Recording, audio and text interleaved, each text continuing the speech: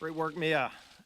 It's exciting to see the great economic news that continues to happen because of the tax cuts that we passed. And families are recognizing that they are better off now. When you look at the new retail sales numbers, especially driven by Americans buying new cars and buying used cars to finally be able to have better vehicles to get around to their new jobs. And you're seeing millions of people finally that gave up looking for work that are finally getting back into the workforce and are now going into maybe their first job or job that might give them an opportunity to buy their first home. So Americans are better off now, and you're seeing the real results.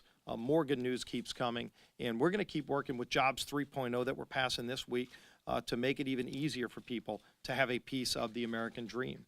We're doing a lot of other things this week to address the problems facing this country. And as we've seen, as crime and opioids especially continue to infiltrate this country, we're bringing a resolution to stand up for our ICE agents.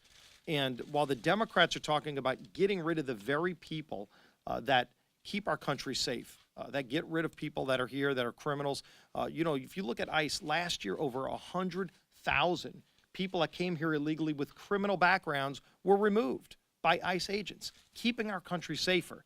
That's who Nancy Pelosi and her liberal allies want to get rid of. Those very agents, men and women, law enforcement officers that are protecting this country, keeping opioids out of this country, stopping human trafficking, keeping terrorists that try to enter our country illegally from coming in when they get into the interior of our country. That's who we're standing up for with this resolution by my colleague from Louisiana, Clay Higgins, and that's the very people that the Democrats are talking right now about getting rid of. I think it shows an important contrast in this country about what's at stake in this November election.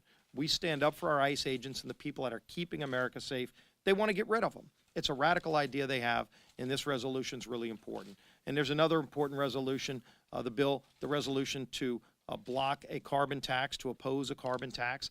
There's still people talking about trying to impose a carbon tax, which would be devastating to our manufacturing economy. One of the great bright spots we see in our economy where we're bringing jobs back to America, rebuilding our middle class. A carbon tax would destroy that. So we're going to have everybody go on record with a resolution to oppose a carbon tax. And then finally, we're bringing two more important appropriations bills as we've continued to move bills through the process to rebuild our military with the DOD PROPS bill we've already passed. 3 bills that are now in a conference committee on appropriations. We have 2 more, the Financial Services Appropriations Bill and the Interior Appropriations Bill that have real important policies. Repealing Waters of the U.S., another radical Obama-era regulation that is killing jobs and making it harder for Americans to develop their own private property. Let's restore property rights. Let's repeal WOTUS. That's in this. We also have Tom Graves's provision that creates the Fund for America's Kids and Grandkids, something that's really important to start reducing the deficit in this country. That's in this bill, too. So looking forward to a strong vote.